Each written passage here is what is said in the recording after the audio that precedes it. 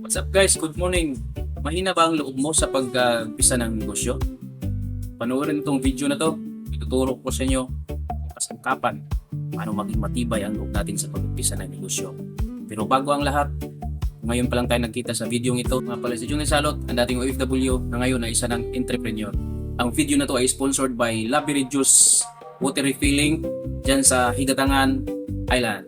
Tulad mo rin ako dati noon, pagka bakasyon, pag uwi sa Pinas, marami din akong pinaglalaanan sa ipon ko. Yung pera ko may pinaglalaanan na mga importante namang gastusin. After 2 to 3 months, medyo magkaubusan na ng budget na ipon.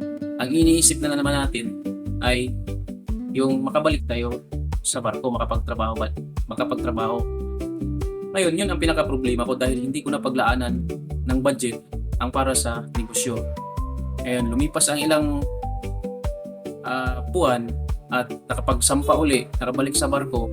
Ngayon, nung time na yun, pinaglaanan ko na talaga yung budget ko para sa maliit na negosyo. Na doon sa barko, pinag-ipunan ko na siya, pinaglaanan ko na siya yung para sa negosyo na hindi ko na siya galawin. Kaya, yun ang naging solusyon ko para tapos ng aking kontrata at pagbakasyon, meron na talagang budget para sa pag-start up ng ating negosyo. Pero, meron akong 3 sikreto dyan na i-share sa inyo kung ano yung nagpupush sa akin na umpisahan ang maliit na negosyo. Una, know your strength. Alamin mo kung saan ka magaling at ano ang pinaka-unique sa skills mo na may apply mo sa papasukin mong negosyo. Either experience mo ba yan mula sa trabaho or talagang talent mo na siya. Pangalawa, what work can make you feel happy? Piliin mo yung papasukin mong negosyo na kung saan ka masaya. Kasi sa negosyo, ups and down yan. Hindi natin alam, baka sa umpisa, malulugi tayo. Kung hindi tayo masaya sa ginagawa natin, bibitawan natin. Kaya mas mainam at maganda na happy tayo sa ginagawa.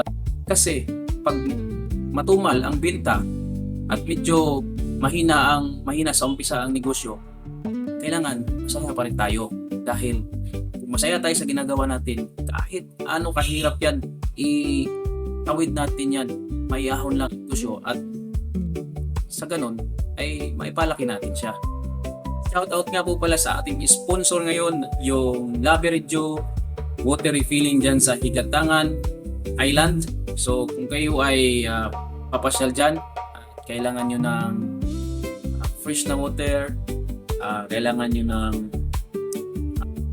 malinis na tubig na pwedeng inumin, puntahan nyo lang yung Labiri Juice Water Refilling Water Station. Pangatlo, kailangan start on what you have.